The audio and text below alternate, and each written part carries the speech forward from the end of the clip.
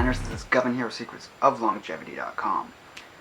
I was sitting around just thinking, I should really make a video that's somehow related to relationships or love or something that people will want to watch on Valentine's Day. And it occurred to me that this topic, which I've talked about in vlogs in the past, but had never covered on this channel, which I found to be the single most probably beneficial concept that I've been able to apply to my own relationships in the past, that's benefited me in getting the most out of them and understanding what dynamics are at play. And it does actually apply to relationships that aren't with intimate partners, but with friends, but also family. It's obviously going to take a different form, and that's this idea of something called the 5 love languages. A lot of people have actually heard of it, but if you haven't, you might find it quite fascinating. It's a system created by, or discovered by, Dr. Gary Chapman. I believe he has his doctorate in psychology or some sort of discipline of that type. And while it doesn't have mainstream acceptance within sort of the psychological medical community, since a lot of people view it as sort of like a pop self-help type of concept, a lot of people do still get benefit from it, and I believe Dr. Gary Chapman applied his concepts and sort of discovered them through being a relationship counselor. So he was able to discover that there's ways in which people prefer to show as well as receive love. The problems in relationships occur when two people, or if you're of a polyamorous mindset, multiple people, have different values of what they like to receive and what they like to give, and it doesn't quite line up, and they don't recognize in their partner what it is that they like in both giving and receiving. So the 5 love languages, just so we can go over them, are touch, gift giving, acts of service, quality time, and words of affirmation. So for example, I found that probably of all those, the one that has come the least naturally to me was, and perhaps still is, words of affirmation. So many partners through my younger years would often complain, either to other people or to me, that they didn't know whether I liked them or not anymore because I never complimented them. And to me it was just completely foreign. It was never in my mind to compliment them. I might really enjoy giving them a massage or hanging out with them. Those tend to be the 2 strong ones for me personally, is touch and quality time.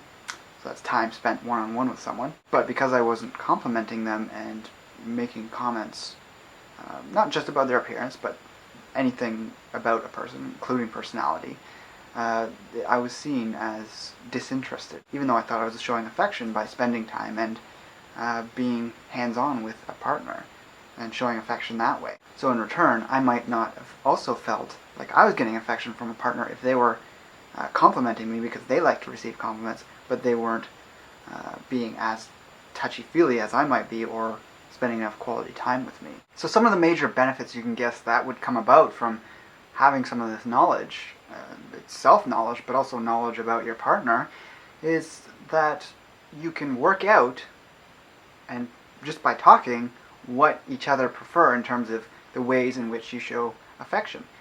And even if you have very divergent, differing love languages, while I might argue that that's less likely if they are very different, that your relationship would work out in the long run, if they are different, you can still compromise, and you can learn how to speak your partner's language if you really want to make it work with them. I believe that's how Dr. Gary Chapman came about with his system, is that he helped partners in counseling to get to know each other's ways of relating and preferred ways of relating, and they would learn how to do those things. So if a woman complained that her husband never helped put dishes away after dinner or clean up, and she thought he didn't love her anymore because of that, but the husband was bringing home gifts to try and show his affection, then all they have to do is acknowledge the difference that's going on there through this information, and they can understand that they actually did love each other all along,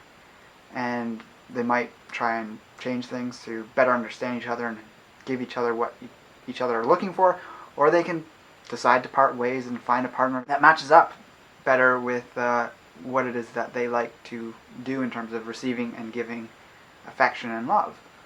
Now, if you're single or going to be single in the near future, I'd highly recommend developing this knowledge about yourself, but also even directly asking, but just being perceptive of people that you might date in the future, that you might be interested in the future, because it's huge. It can be a huge standard for who you let into your life, because that will allow you to get the most satisfaction with a partner, is if they just naturally fit right in. I mean, if we all spoke different languages, you would naturally want to try and find someone that spoke the language closest to you, if not the same language as you. But of course, if you meet someone that speaks a different language, and if there's a connection there that's beyond just language, then you would learn how to speak their language so that you can better connect.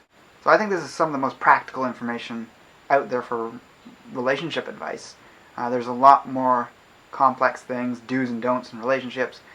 And the problem with that is that it's very much a blanket statement, one-size-fits-all type of recommendations that you see a lot.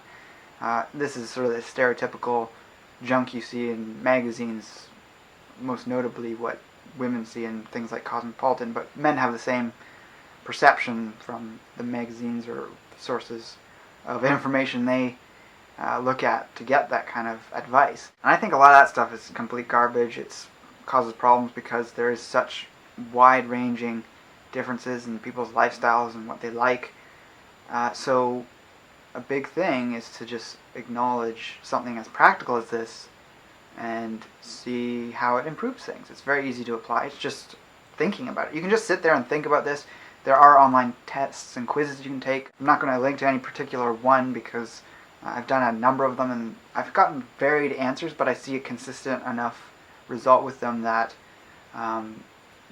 my two major ones are quality time and touch for me, and that lines up with my perception of past relationships and what I enjoy. So naturally, if I want to date with someone or getting to know them, that's something I just bring up, is what out of those 5 things, and it's not that weird of a thing to bring up. You don't have to even call it love language if people are phobic around the word love, especially on a first date. You can call it affection, or what it is you'd like to give to show your appreciation to someone else, and also how you'd like to receive appreciation. You just simply talk about it. You say, out of these 5 things, touch, quality time, gifts, acts of service, and compliments, what do you gravitate towards most? And you could have 2 or 3 of them as your main ones. But generally there's going to be one that is the strongest, and then you could almost rate them in order of most predominant to least predominant. So I hope this video has been helpful. I hope it gets up before the end of Valentine's Day, as I'm shooting part of it before Valentine's Day and then the last bit of it here on Valentine's Day. And I definitely want to hear your feedback about what you think of this video in the comments below or on social media. And with that, I'll talk to you next time. Take care and embrace life without limits.